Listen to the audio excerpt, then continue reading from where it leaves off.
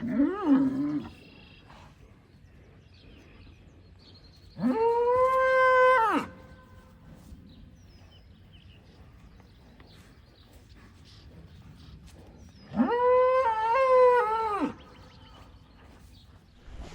and joy, guys. Welcome back to another video. Drumheller Farms out here doing a paddock move in the morning and get these animals up, getting them to go ahead and poop and urinate here on this old paddock before I move them into the new paddock. Hey guys, I just got to tell you, God is good, and He directs the steps of the godly, and He delights in all of our needs. And He knows my needs, and I'll just gotta tell you, we got some good news coming on the farm today. We're going to pick up some new cattle, and we had a guy reach out to us who we've bought some Murray Gray cattle from in the past, and which we love, the Murray Gray breed. Oh, most of our cattle are South Pole and Murray Gray nowadays, and really trying to get our whole herd dialed into that Murray Gray / South Pole.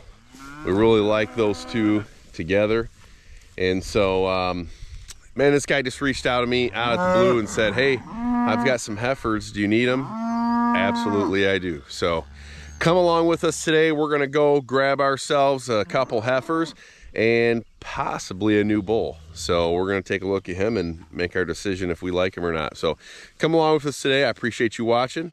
Let's go.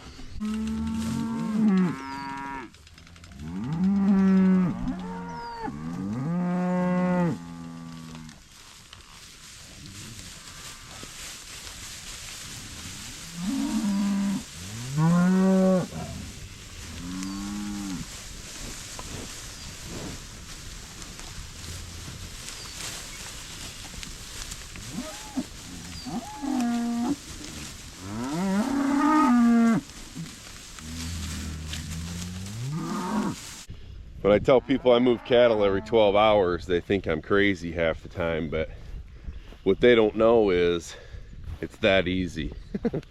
Would that take about 3 or 4 minutes? It takes longer to drive out here than it does to actually move the cattle.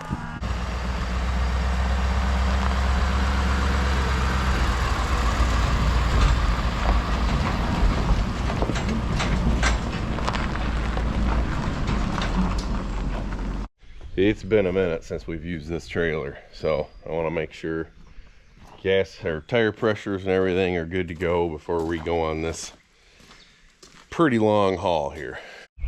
All right guys, we're here on the farm, and we've got 4 replacement heifers. One heifer that Steve here, the guy we're getting these cattle from, says he doesn't believe is replacement quality, but we wait 2 years to breed all of our heifers. So we breed them at 2 years of age.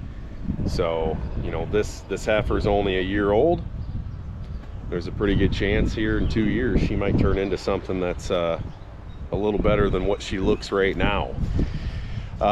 We are going to get that bull. Very, very nice looking bull. And you guys will see him before the video is over. But now Steve runs a little bit of a different operation than we do as far as the way he moves his cattle and stuff. But what I will say about Steve's operation is he's got several bulls. He does a lot of seed stock with the Murray Grays, and he knows the dad of every one. He's got records on every single one of them. He's got paperwork. He does a great job at it. And you know, he's just one of those guys that believe the cattle need to come up to the barnyard every so many days and eat some hay, you know. And hey, a lot of guys are that way. A little different than our operation, but I see absolutely nothing wrong with it. And what he has is some very good genetic Murray Gray cattle, which is our favorite breed. We do have some South Pole cattle nowadays, but if I had my way, every single cattle I have on my farm would be a Murray Gray, and we're going to work our way towards that. you know, if there's a little bit of South Pole influence in there, I'm okay with that because I do like it. But if you know anybody that's had Murray Grey cattle, as far as the meat, you know, the meat quality is very, very, very well. They carry a tenderness gene, and they're really good grass-fed genetics cattle. And they're a little bit better in the north than the South Pole cattle.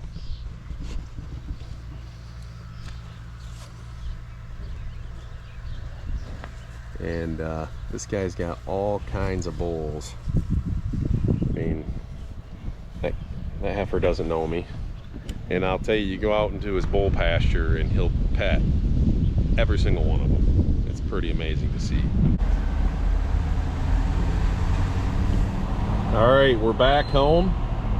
Got the bull, got the heifers, and we are ready to intermingle our herd here. It's not gonna work exactly like that, but all right, first drop is the bull here, and we're gonna put him on the other side of the fence. Well, here we go. New bull, here we go.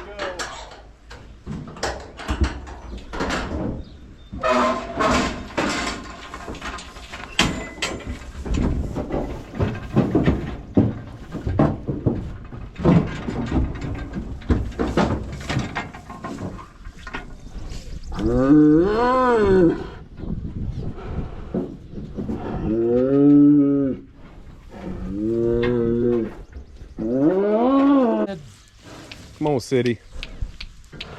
You can talk to them across the other way. Come on. Attaboy.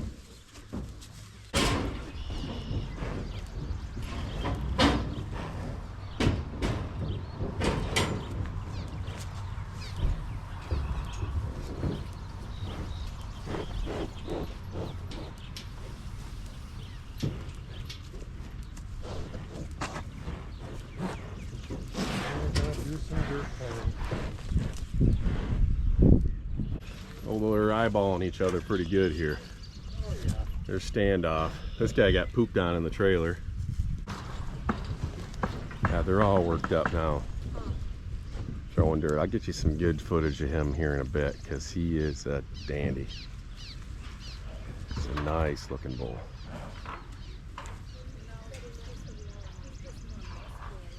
We're gonna go ahead and throw these heifers in our cattle containment facility, which is also close to another about a acre spot that's good hard fenced with hot wire on the top. And we're gonna quarantine these things for probably about a week. That's just something we always do. Make sure they ain't sick, making sure we ain't seeing anything, you know, funky going on with them here. And make sure there's no pink eye, anything silly like that. And then we'll release them with the rest of the herd another time.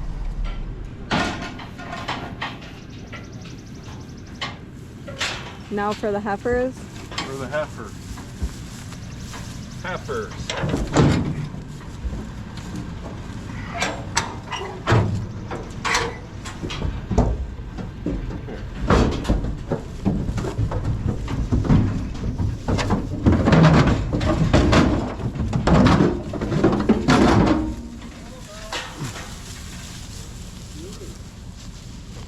Oh, they're already going after it. Right for the grass. All right, they ain't too spooked or nothing. They seem to be welcome to your new home. Another benefit of Murray's. Yeah. She's a beautiful looking heifer, man. I think they all look good. Yeah. 32, honestly, I think she'll be fine. All right, guys, so they got water. They've got beautiful shade here in this corral system. And there's quite a bit of grass in here. It's not gonna last forever, but it's been about 2 hours or so since they've been here on the farm. And they're pretty calm. I mean, they've never been real excited since we've even put them on the trailer. They all got really good gut capacity and nice rear ends. It seems like Steve's cattle all have really nice rear ends with some good gut capacity. 21, she's a dandy there too, so these are going to settle in really nicely, and they're going to be a great addition to our farm. Cattle prices are a little extreme right now. It's not a good time to need more cattle, but the bottom line is these are an investment. We're not going to breed them this year, although a lot of people would. We always feel more comfortable with breeding a 2-year-old heifer than a 1-year-old. You know, it's a little more of an investment at that point, but that's just how our operation works. And part of me thought about going ahead and putting them in our breeding program this year, and I just thought, why deviate from what we do? Let's just stick with what we do. Let's not get greedy. Let's do what's best for the animal and what's best for the long run of our operation. Let's go check out how that bull is settled in here. I haven't heard him make a peep, so we'll see how he's looking.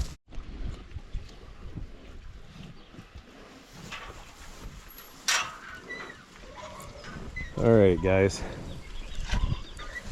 Well, here's our 2 existing bulls. Buster, Bubba, the B&B team. You've seen them. And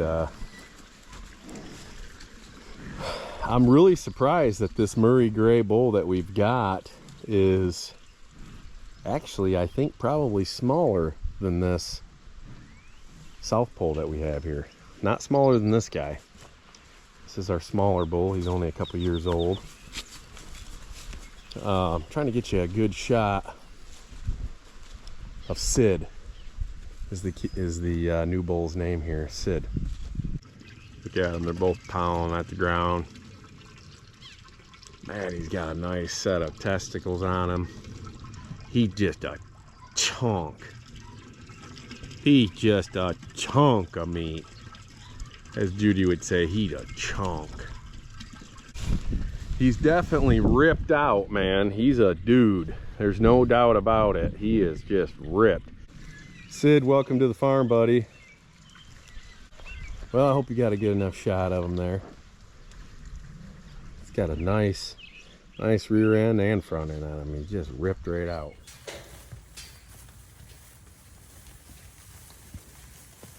They don't know us yet. Hopefully they see that wire running in there. Kind of what I was worried about a little bit. They just go running in there. Man, she's pretty, isn't she?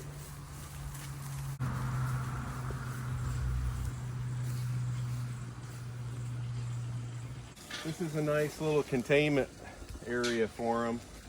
It gives us a good opportunity to train them on this hot wire. We've got woven wire fence with a really hot wire around the top. That'll deter them from jumping over, because we have had that happen. So we're just going to move them around here for the next couple days. This is the next day. I didn't state that at the beginning of the video, but it is the next day, and they've got some beautiful grass. You can see all this that's grown back is all leaf. And there's probably about 2 acres in this little area. So we're gonna give them a little swath. Not gonna move them every day, probably move them every couple days or something like that. Let them get used to us. And then we'll run them back in our containment facility there and load them in a trailer and take them out to the calves, or to the rest of the herd. Next day here for this guy, Sid. We got 3 1/4 inches of rain last night. So he's found himself probably one of the only puddles on the farm. And he likes to pee in it.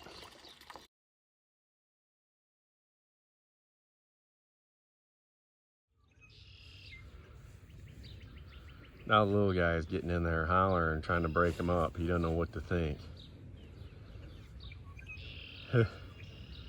He kind of come up behind him and knock him with his head and like, knock it off, guys.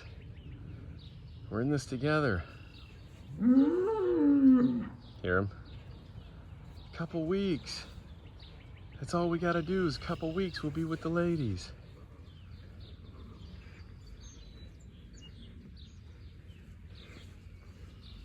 Well, you can see the size comparison between these two.